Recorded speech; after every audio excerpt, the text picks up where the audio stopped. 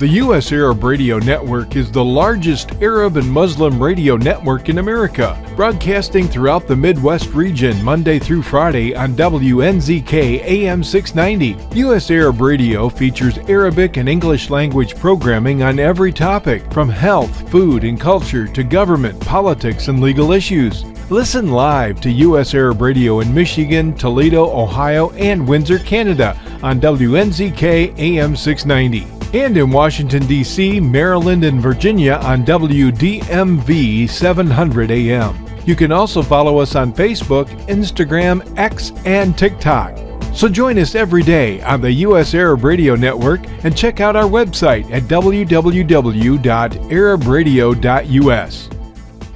And welcome to this week's episode of Two Guys on Politics with my co-host, former Illinois Congressman Bill Lipinski, and me, of course, Ray Hanania. This is Season 4, Episode 27, and we're broadcasting live on WNZK AM 690 Radio in Detroit on the U.S. Arab Radio Network. I was in Detroit, and a lot of people came up and said they listened to the program. So now we want to get you guys to send us emails. So we'll talk about that during the show, which we got a lot of topics from James Comey all the way to the election in New York and all the changes, Trump's peace plan in Gaza, the war in Ukraine, and ICE agents in Chicago. We're going to take a break, and we'll be right back right after these messages. A car accident can change your life in an instant. As a result of a car accident, you may become unemployed. As a result of a car accident, you may need a lot of medical treatment. People think that insurance companies are on their side. Why? Because they're giving them one or two benefits. Are they giving them all the benefits they deserve? How would one know unless you consult with an attorney? Call the law offices of Jumana Kiruz at 248-557-3645. 248-557-3645. With more than 30,000 successful in vitro fertilizations, IVF Michigan is now ranked as one of America's best fertility clinics according to Newsweek magazine. IVF Michigan fertility centers are the recognized leaders in high-quality fertility care. With locations in Bloomfield Hills and 9 other cities in Michigan and Ohio, IVF has experts in all aspects of the field. A founding member, American board-certified Dr. Nicholas Shama, is one of the leading reproductive endocrinologists in Michigan and Ohio. He has performed over 20,000 successful IVF cases, and it's helped thousands of couples fulfill their dreams of parenthood. When it's time to get personalized care from Dr. Nicholas Shama at one of America's best fertility clinics, call IVF Michigan Fertility Centers in Michigan and Ohio at 248-487-8084. That's 248-487-8084. And I'm Ray Hanania. And I'm Bill Lipinski. And I want to welcome all our listeners to our radio broadcasts and our pod broadcasts. And now I want to turn it back to the man who knows everything about everything, Mr. Ray Hanania. Raymond? We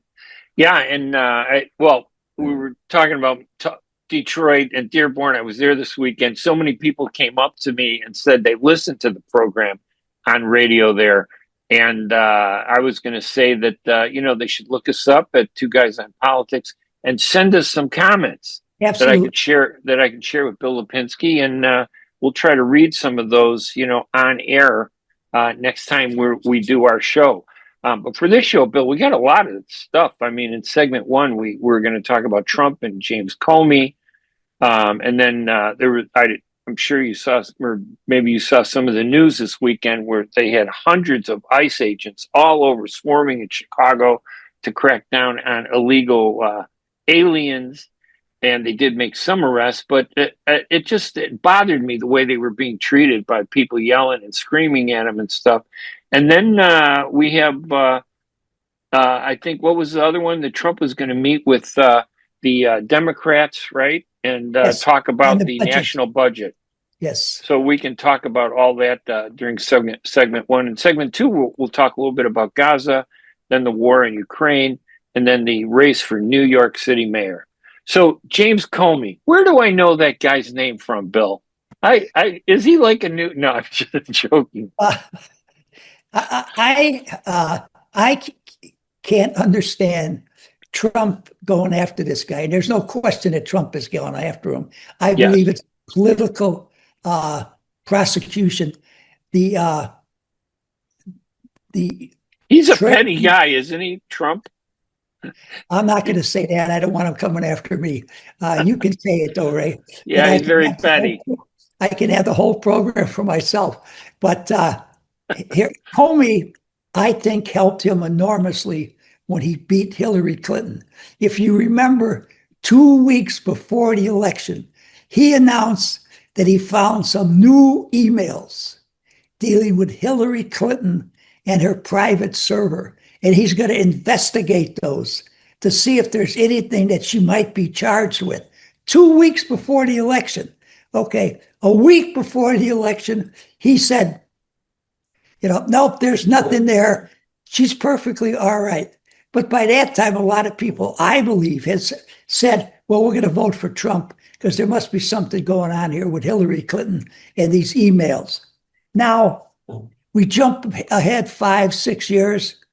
Trump wants to indict this guy, convict this guy, of a crime that no one other than Trump and his former personal attorney, who is now this chief prosecutor in the case against Comey, think that he's guilty of anything. I mean, I think it's just outlandish, and I think it's a further violation of everything that this country has stood for, since its inception. I mean, this is a political persecution. I don't happen to like Comey. And I thought what he did to Hillary Clinton, even though I didn't want to see her as president, was a terrible thing to do 2 weeks before the election. That's my feelings on the situation. I don't see anything good whatsoever. Yeah, I remember that email scandal that never went anyplace. Right. But it should have, because they did that to Trump. They basically did, depending on, they've both been doing it. The Republicans and the Democrats have been doing it to each other. They investigated Trump. Remember when they said he had all those documents at his Palm Beach home and they wanted to prosecute him? He was probably convicted. I can't even remember what he was convicted of because it's been such a blur since he became president. They threw everything out, all his convictions and his problems. But I mean, this is the kind of trash politics that we have to put up with in America today. Instead of talking about the real issues that face Americans, we're wasting our time with the president wanting to indict and then prosecute James Comey. Whether he was good or bad at this point is so irrelevant to most American people. And you're right.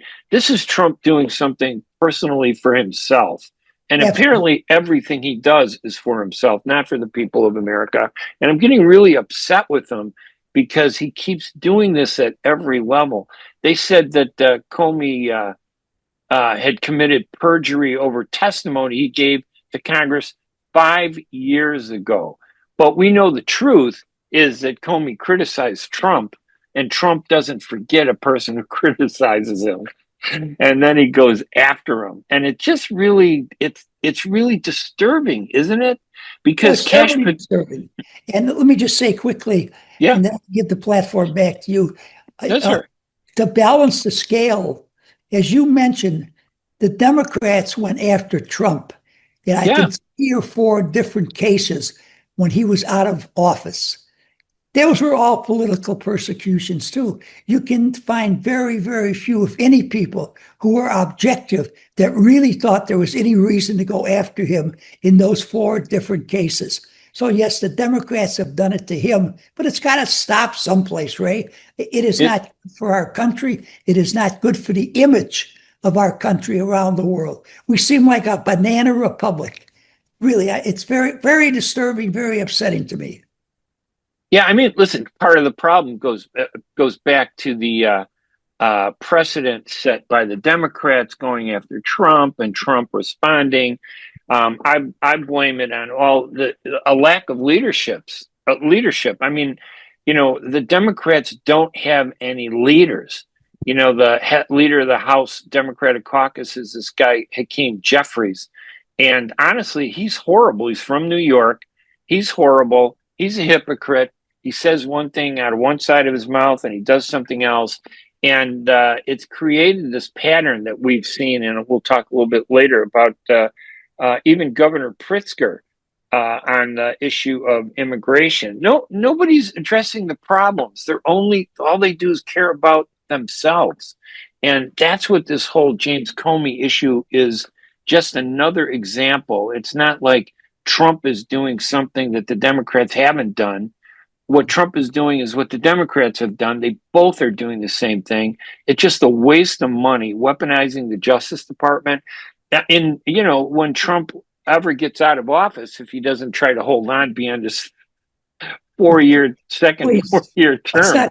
Let's not even think about that. But, a lot of people push back, say, oh, he's never going to do that. That's a lot of political baloney. But I'm saying, no, Trump has the personality where he thinks he can do it.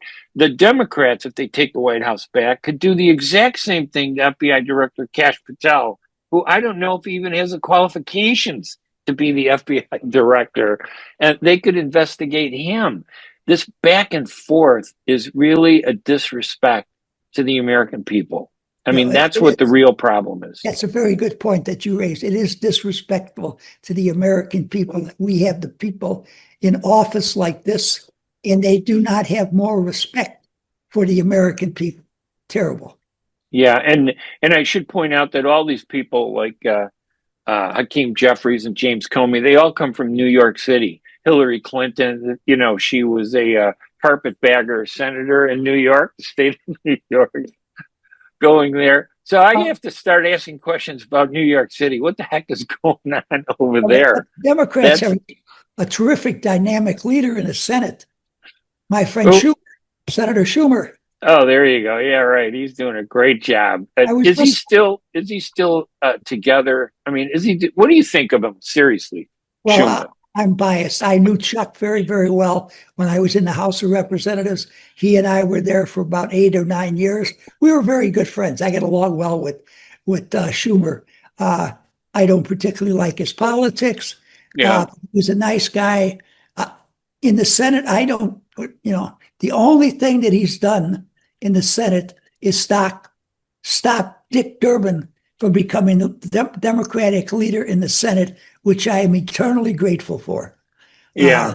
That's about all he's done as far as I'm concerned.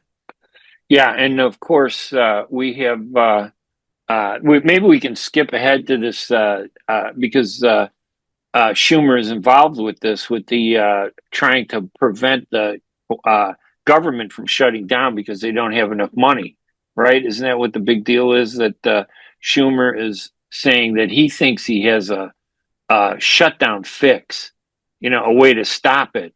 But it looks like both sides, in my opinion, are just playing politics with even the shutdown, of the government, that they need to pass a spending bill to reopen government for 7 to 10 days. That's what Schumer is suggesting. Why don't we just do it for 7 to 10 days? And that'll give us more time to figure out how to get past it and keep the government, from shutting down. But I'm just out. Our credibility as a country, we're like a circus. People are looking at us from other countries and wondering what the hell is going on in America. One day we're leader of the free world. We fight all the Nazis, the fascists, the dictators and the tyrants, and we wave the flag of principle and the rule of law and human rights. And the next thing the Washington, D.C. has turned into a circus where a president just on his own whim, Trump controls the Congress and the Senate, and yet he does everything by executive order, which I think is a reflection of his personality. He wants to claim credit for everything because I think he's working for a Nobel Peace Prize. He brought that up at the United Nations, which in and of itself was an embarrassment. I had to hide my face in shame with our president going up there lobbying the United Nations members to tell them that he should be nominated for a Nobel Peace Prize. it's really a joke. I mean, we're at the point where things are bad. I don't see us moving forward. The economy sucks. Gasoline prices are terrible. Grocery prices are terrible. Insurance rates are terrible. Health insurance isn't that great, but their rates are going up. I'm just worried. I'm sick about what's happening in our country. Well, I'm right there with you. Let me just tell you, yesterday I spent probably 2.5 hours listening to Democrats and listening to Republicans just talking about the possible shutdown of our government and what their positions were. And you would not believe that they were talking about the same piece of legislation, the things that they were saying, entirely different. Yeah. And I'll tell you truthfully, I don't know who to believe. I don't know what I should think, because neither one of them to me made any real sense. The only thing that came through to me was whatever is beneficial to their party is the position that they want to take. And right now, both parties think a government shutdown will play to their advantage. So that's why I'm afraid we may very well have a government shutdown. But what does that mean? That means Right. about 25% of the people don't work. 25% of the federal government don't work. But the other 75 will go on like nothing has happened. So it is not really the big deal that people say it is, other than I think the people we have in the top echelons of government act like children. Right. That's the problem I have. Yeah, and I was going to just go back to Comey for a while too, because I'd forgotten. Comey was the guy who was leading the investigation into Trump's Russian election, Yes. interference thing, and that really is what Trump is most mad about too, I think. But you're right; he's acting like a child. He, what's the big story of it? What do you remember from Trump's speech to the United Nations? That he got on an escalator and it stopped working, and he believed it was because someone was trying to embarrass him. When, Yeah, he when wanted to the have an escalator stopped, explanation. Yeah. yes, and he bumped into his wife. When the escalator stopped, he kept walking and he bumped into her, which is probably the first time they've actually had any physical contact, probably in I don't know how many years. But it just it's like children, with a lot of power. Running this country, and it's embarrassing. I don't think this country has been any lower than it ever has been in terms of our national politics, and we just can't seem to get out of it. Nobody wants to change it. They're all playing into the same, talk. They want to protect themselves, more than they want to protect the American people. And I don't get it. I don't see any way out of it, because I don't see a leader in the Democratic Party that could make it, that could bring us back. When two kids fight, the father usually steps in, right? And resets the relationship, and then everybody moves forward and the family's back together. The president is technically the person that should be doing it, but he's the baby. He's the biggest baby out of them all. I mean, look what he did to Jimmy Kimmel. Now, I never liked Jimmy Kimmel, but he actually made Jimmy Kimmel into a 300 times more popular late night host. And it's like babyish. Look what we're talking about today, right? We're not even talking about the serious problems. We're talking about the circus entertainment that we're forced to watch every day in America, and that's really disturbing. And I hate to be so down on America, because America is such a important foundation for freedom for the rest of the world, but it's like deteriorating. It's almost like the Roman Empire ready to collapse, and that really scares me. That's starting to scare me and bother me. I think we need to take a little break here, Ray, because both of us, I think, are rushing to the deep end of this. And I don't want to give up hope for the American Republic. I want us to still, try to save ourselves from ourselves and our leadership. Yeah, but it does take finding somebody who has the courage, right, to stand up, and from the Republican and the Democratic Party, and there are a couple but they're just not enough. It's just too easy to play politics with the issues rather than to find the solutions for them. So Well, I don't know. I really believe it's up to each and every American to realize how important that they are and that they have to do something to get us back on the right track so we are no longer the laughing stock of the world. It's a terrible fall that we have made from the most powerful nation on this planet to where no one takes us seriously any longer because our leadership keeps going around and telling everybody that he ought to win the Nobel Peace Prize. Why? I don't know. Yeah, and you know, I mean, listen, I also blame the American people too. Let's face it, they're inebriated. You know, they're like drunk, and they're hallucinating. They're the ones that empower Trump.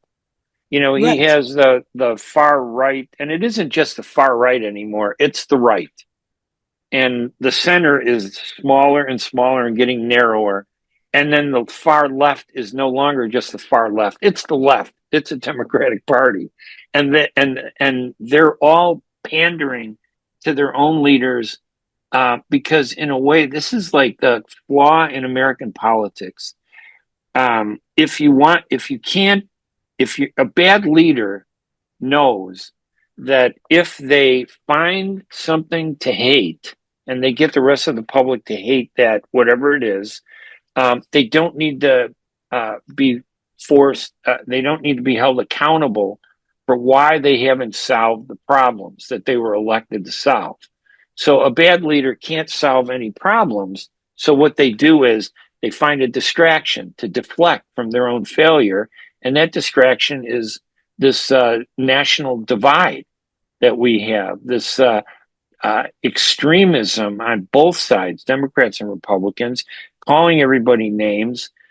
It suits them. So they don't ever have to be accountable. That's what this situation does. It takes away the requirement to be accountable to the voters.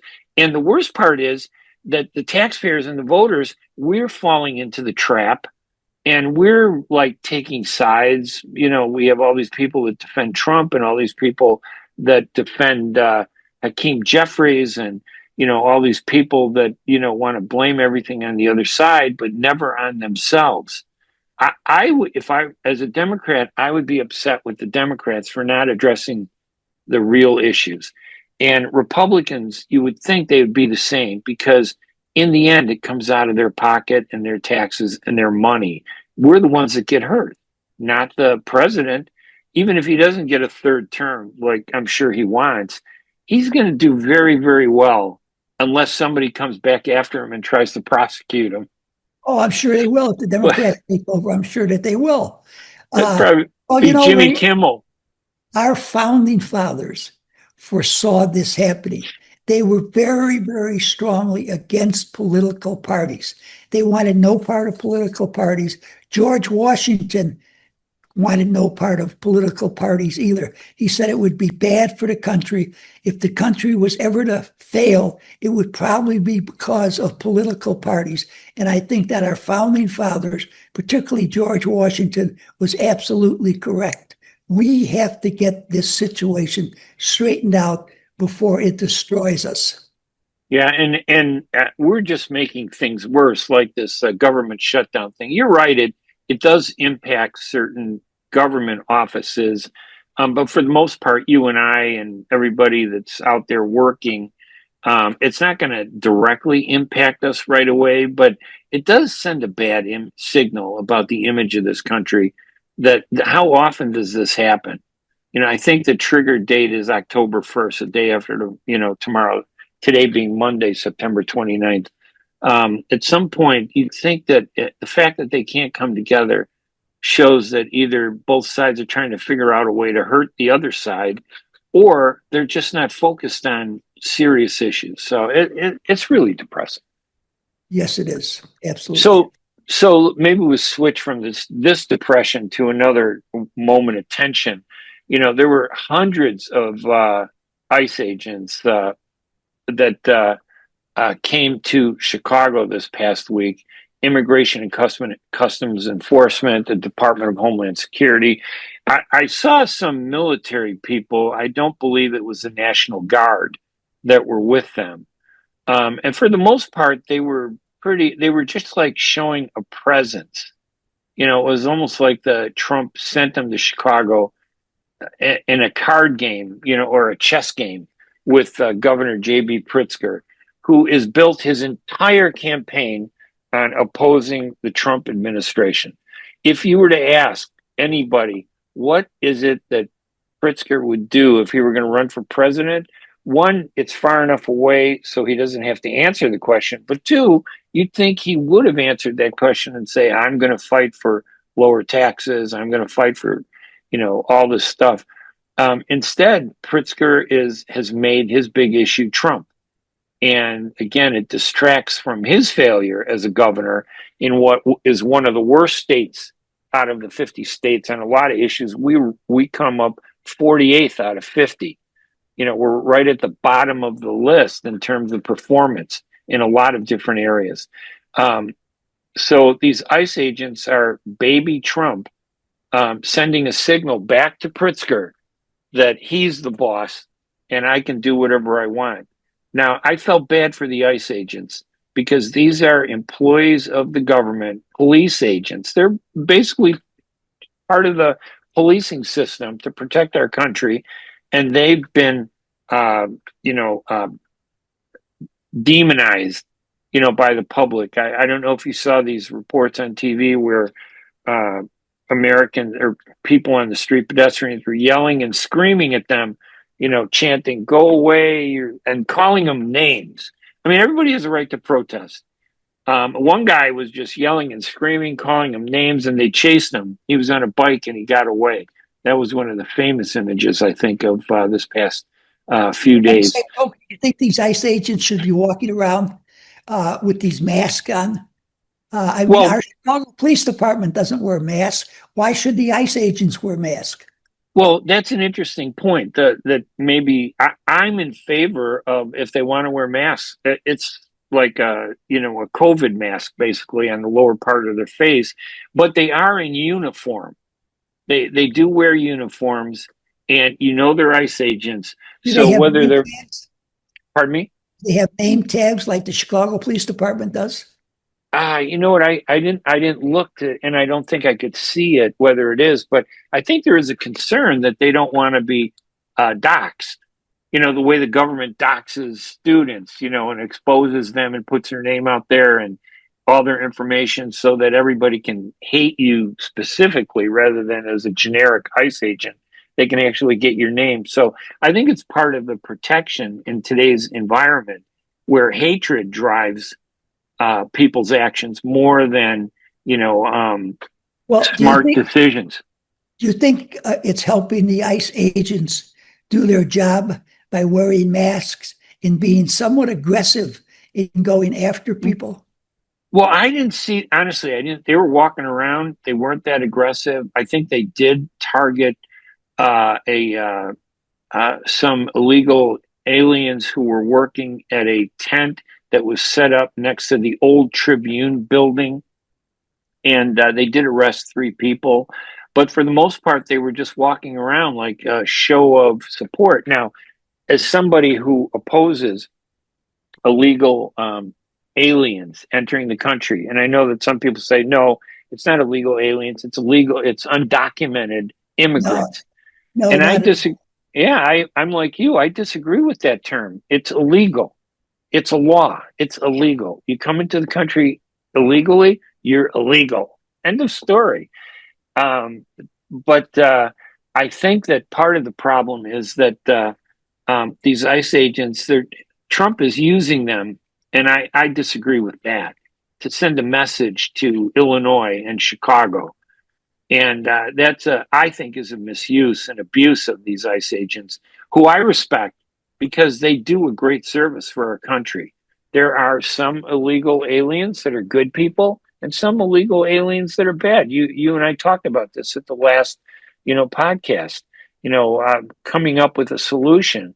And apparently you and I are the only 2 people who are talking about a solution to the problem because nobody else is talking about it. I like your idea that if they were here, 5 years or longer, let them stay in the country and apply for citizenship. And if you're here under 5 years, you got to leave the country and apply from outside and be vetted. If you haven't committed a crime, hey, you can come back. But if you have committed a crime, don't come back. Keep your crime in your former country. Do we still have quota systems for immigrants? Do you know? Only for the Middle East. Only. Here we go. Well, I mean, listen, that's what it is. Trump issued that travel ban, right? Yes. He didn't do a travel ban for Mexico. He didn't do a travel ban for Poland. He didn't do a travel ban for Ireland, or he did a travel ban for like 6 predominantly Muslim countries. Now, some people call it a Muslim ban, but I don't. It's not a Muslim ban because there are 50, or I can't remember the total number. I think there are like 50 Muslim countries. He didn't ban everybody, Muslims, because if you're Muslim, you can't come into the United States. But there are certain countries that have terrible vetting of their people leaving the country, and we just can't trust them when they say, oh, this is a good person. He wants to come to the United States. I don't know who that person is because they haven't done a good job in some of these countries that are completely surviving through disorder. I'm not saying anything because I'd like to move on from the subject. Yeah, well, that's part of the problem. You make a good point. Just by saying that, we're in very uncomfortable times. These are uncomfortable issues that we have to talk about. And sadly, these are the only issues that we have to talk about because nobody's talking about the real issues. I think it just feeds right into it. But also, we're going to cut it off because we're at 25 minutes anyway. Okay. So our first segment is over. Saved by the bell, Bill. But all right, we're going to take a quick break. When we come back, we'll continue this discussion about uncomfortable issues here at Two Guys on Politics with Bill Lipinski and myself, Ray Hanania. We'll be right back right after these messages. Life for Relief and Development has now been rated as one of the best charities for humanitarian aid. Life's humanitarian projects span the globe, and Life is celebrating its 30th anniversary of providing essential life-saving aid to people and communities in 36 countries, regardless of race, color, religion, or cultural background. Where there is life, there is hope. And when disaster occurs here or around the world, including being one of the first responders to the Turkey-Syria earthquake crisis, Life for Relief and Development rushes in to provide food, medical aid, and shelter to those in need. We are looking to help the earthquake victims, and we take 0% overhead on emergency donations. So please help improve these efforts. Learn more about our involvement to help the helpless and bring hope where it's needed most, and make your tax-deductible donation to Life for Relief and Development now at lifeusa.org or call 248-424-7493. That's 248-424-7493. Arab Center Washington, D.C. was established in 2015 to serve as a Washington-based authoritative research center on the Arab world and U.S. policies in the region. My name is Khalil Jahshan, and I'm the Executive Director of Arab Center, Washington, D.C. I am Tamara Kharroub. I'm the Deputy Executive Director and Senior Fellow here.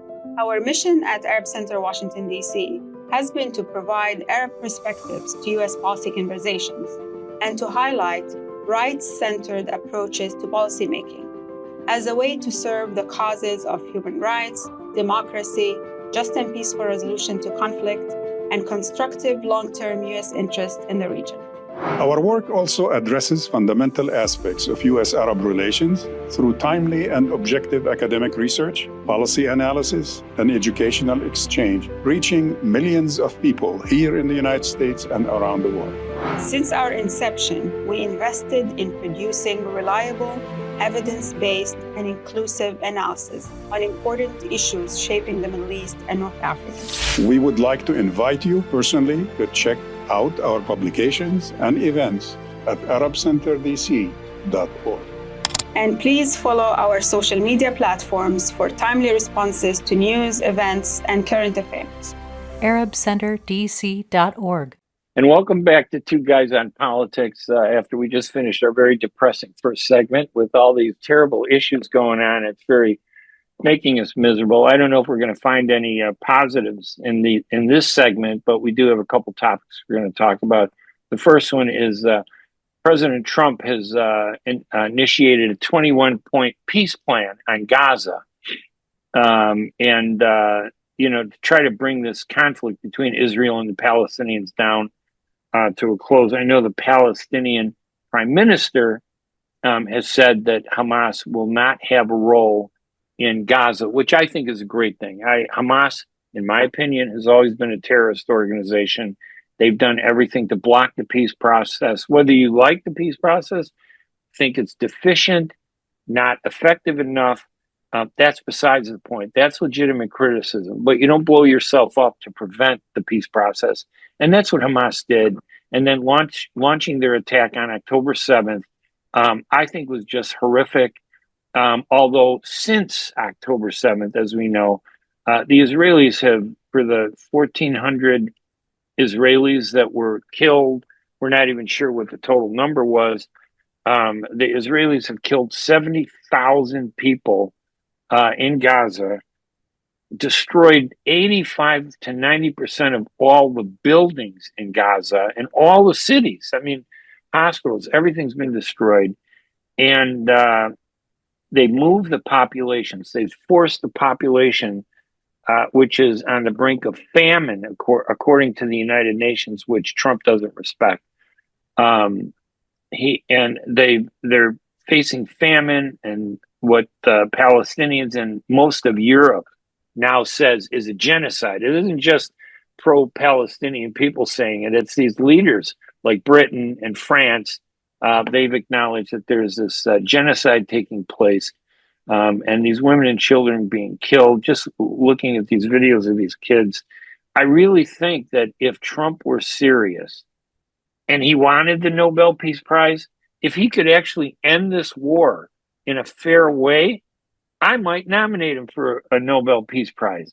But don't you think his 21-point program is a real try on his part to end this conflict?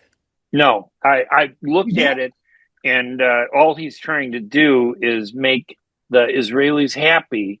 He wants to end the conflict without making the Israelis mad. And the Israeli government is run by the most extremist, far-right religious groups in Israel. They're the ones backing Netanyahu, who I think is a horrible person. There are a lot of better Israeli leaders that if they were in government and leading the government, I don't think we'd be where we were at today.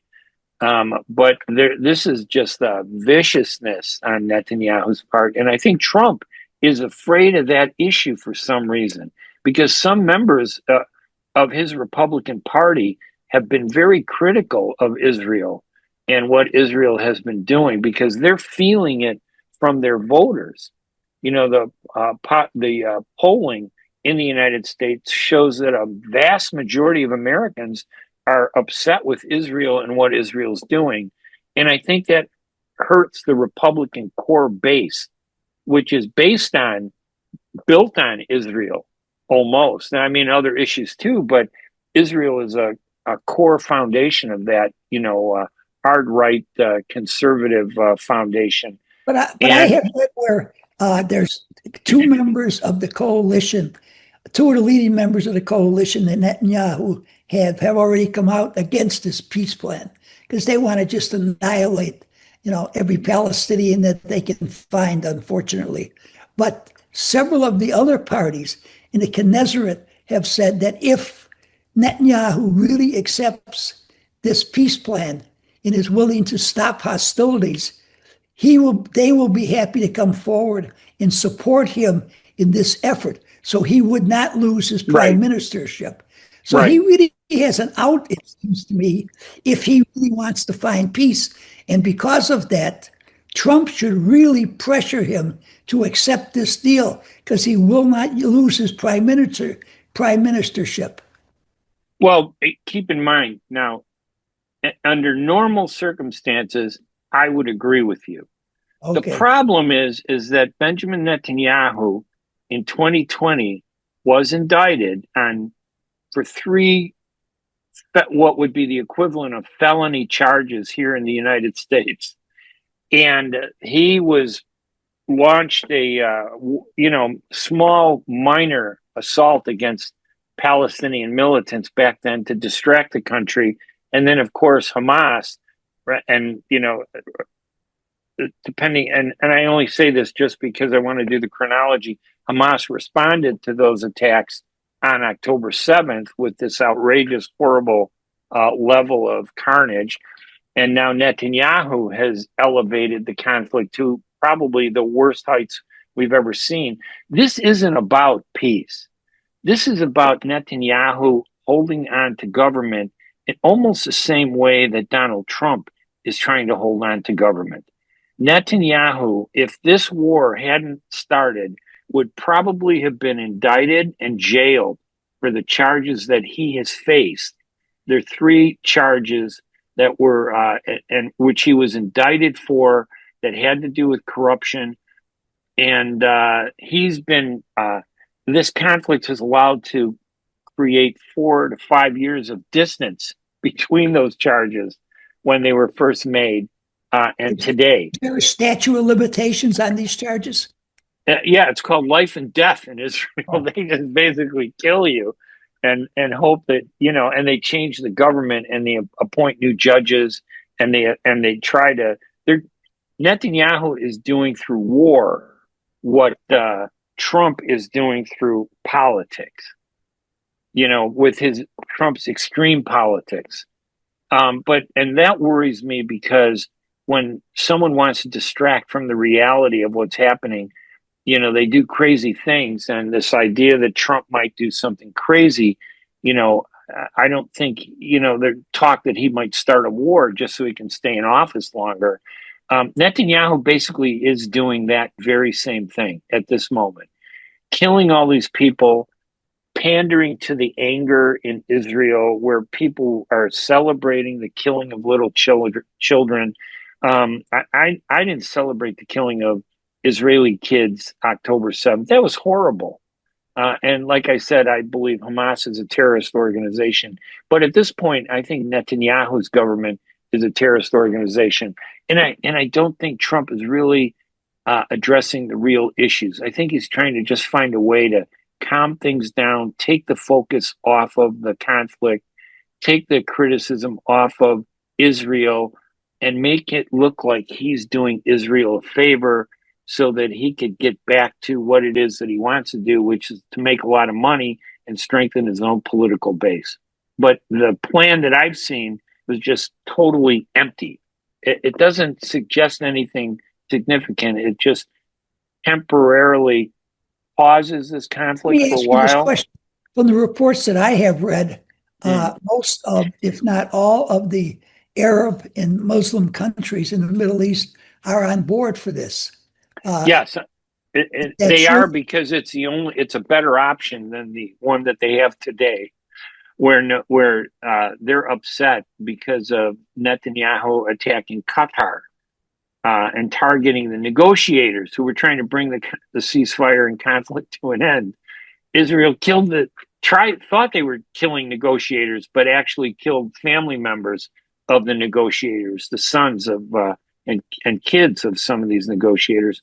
So it's the one thing that you mentioned earlier is the only hope, and that is that if Netanyahu embraces this peace process, it might revive the Israeli left. And it's more, I wouldn't call them the left anymore, I'd say the center, to stand up and give Netanyahu the votes he needs to stay in office so that he can break with the extremists. And if that were to happen, I think eventually they would be able to get rid of Netanyahu and find another leader. If say they get rid of Netanyahu, okay, now what would the peace plan look like then? Then I think they go back to one complete elimination of Hamas, give the Palestinian Authority the power to run Gaza and the West Bank the way they were supposed to have been to do it. But Gaza, they isolated Gaza. I mean, I think the Israelis made a major mistake when they withdrew their forces in 2005. isolated Gaza, thinking that they could control Gaza from the outside. And all they ended up doing was making the situation so bad that people were angry and they would turn to violent vengeance, and retribution.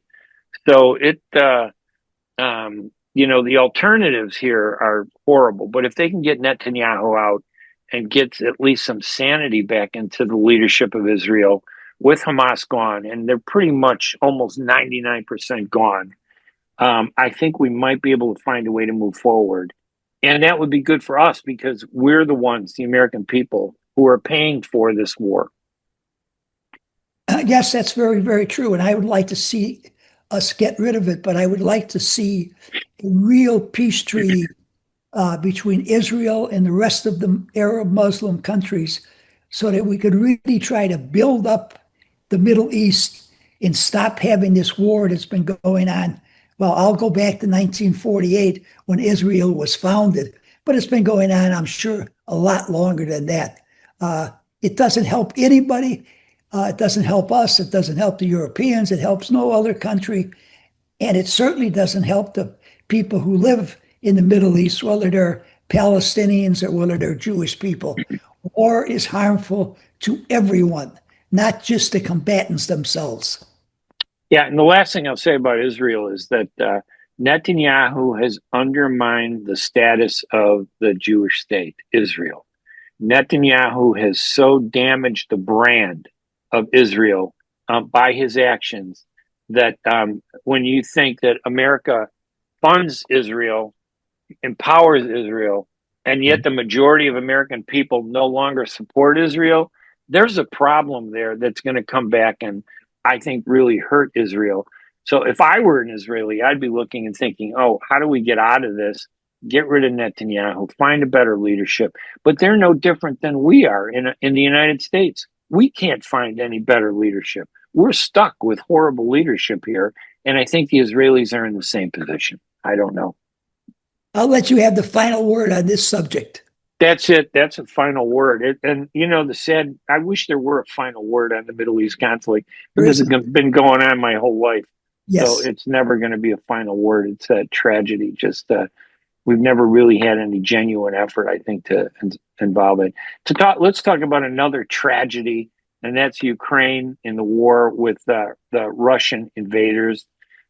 Just this past week, I don't know if you saw the news, the Russians sent in 500 drones targeting civilian sites. I mean, they're basically doing what the Israelis are doing, except that the Ukrainians have our support, but they're unable to stop this. They can't stop these drones from coming in, killing civilians. And when I look at that war, it's just horrible. That's another one where, we haven't shown leadership. We haven't done enough. I mean, are you there? I think there was some talk. You've heard the talk that J.D. Vance, the vice president, said that President Trump is considering giving Ukraine the authority to use long-range missiles to strike Russian cities. I think that's exactly what needs to happen because right now the Russians aren't paying a real price at all. Our sanctions are not working because we're weak. I think that the Ukrainians should get the weapons that can strike the refineries in Russia because it takes 6 months to put those back online. And the more the refineries that the Ukrainians can take out, the tougher and tougher the economic policy becomes for the Russians to continue this war. But unfortunately, we're limiting how many of these long-range rockets we will allow them to utilize. Right. Once again, it's a situation where I've said this before, the Trump administration, the Biden administration has been willing to allow the Ukrainians to bleed the Russians and bleed the Russians, not defeat them, just keep killing the Russians. The Russians keep killing the Ukrainians because it's advantageous to us to weaken the Russians as much as possible. But we don't want them to get pushed too far because we don't want them invading Lithuania, Estonia, Latvia, Poland, and spreading this war. Because if they do that, then we're going to have to put boots on the ground, and we don't want to do that. Yeah, listen. Go ahead. Go ahead, Bill. No, I'm finished on that subject. I was going to say then that we've been pulling our punches with Russia.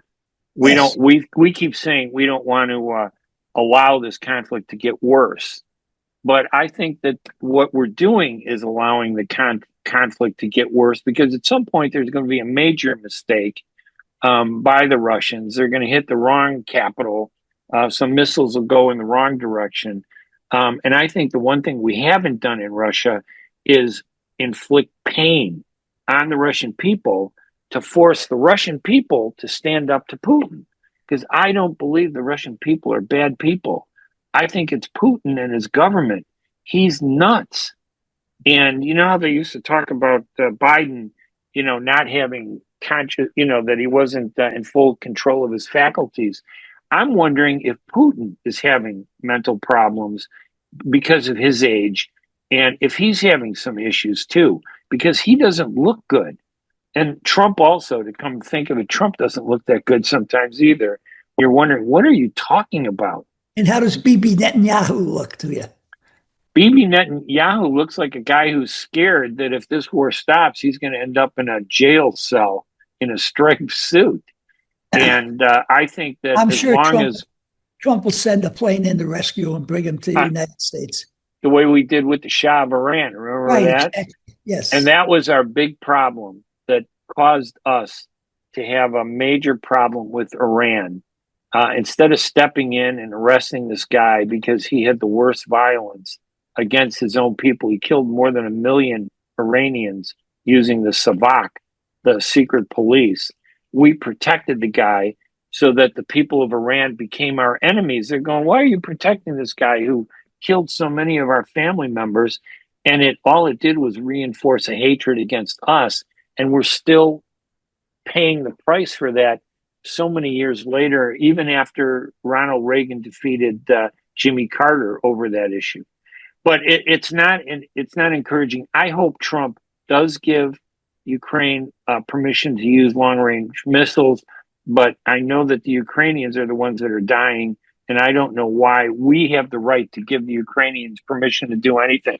They should get the missiles from other countries if the United States doesn't want to step up and demand and defend freedom around the world. Okay. And this takes us to another terrible situation. Not so much. The irony is this is probably the least terrible topic out of all the topics we've talked about. The New York City race. Mayor Eric Adams withdrew. He dropped out of the mayoral election bid. He's had so many problems. Eric Adams was charged last year with bribery, wire fraud, and illegal campaigning. He's been fighting it. People see him as I thought President Trump jumped in and said that, those are false charges. Stop persecuting this man. Didn't he do that? You know how close President Trump is to the truth and justice, right? And the legal system. He'd be the worst judge. That Mayor Adams dropped out. I have a feeling he was dropped out because Trump probably called him and said, yes, reinstitute those charges if you don't get out of the race. Yes, I absolutely agree with that. I was just going to say that Trump probably called Eric Adams and said, listen, if you get out of the race, I'll make sure that you're not charged. You won't have to worry about all these charges.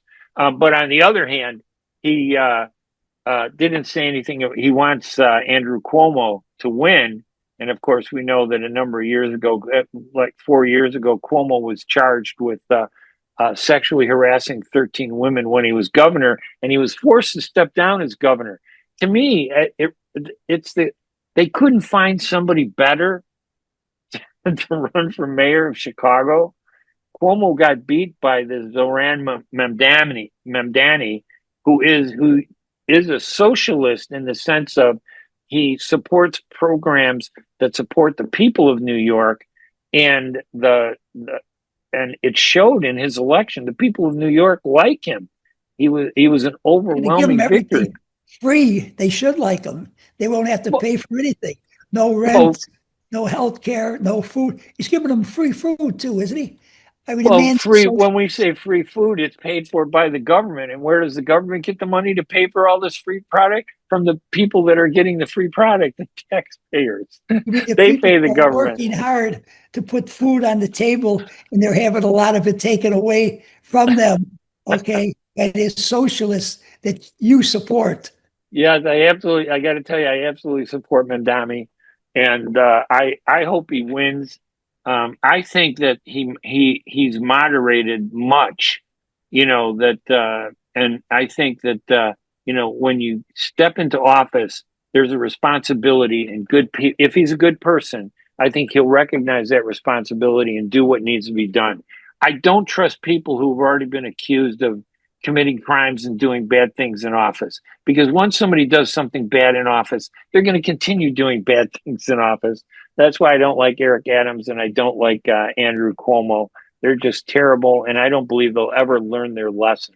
But Trump is the worst part, taking sides with them. What about the Red Beret?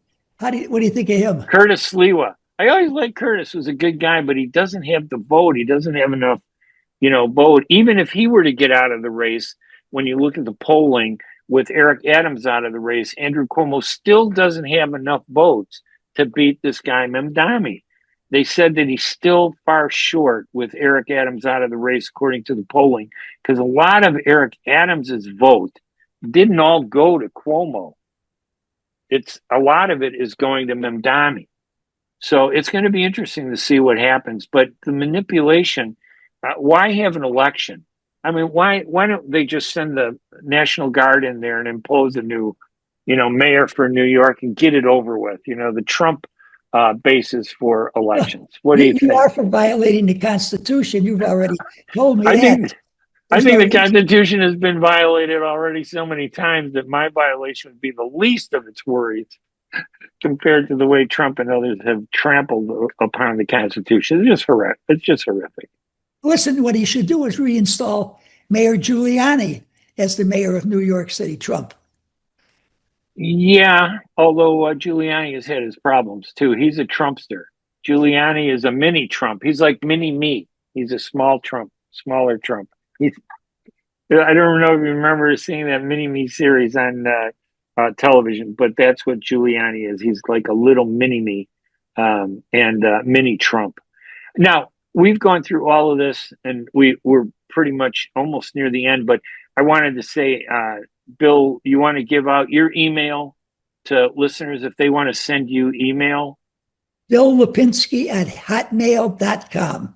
Very, very simple, very direct. Bill Lipinski at hotmail.com. The only part of it that might be difficult, it's BILLLIPINSKI. There's 3 L's in a row. Please send me your comments. I'd love to hear from you. Yeah, and the same thing with me, Ray Hanania. My email is rghanania, HANANIA, @gmail.com. I'll go to our 2guysonpolitics.com and make sure that it's there.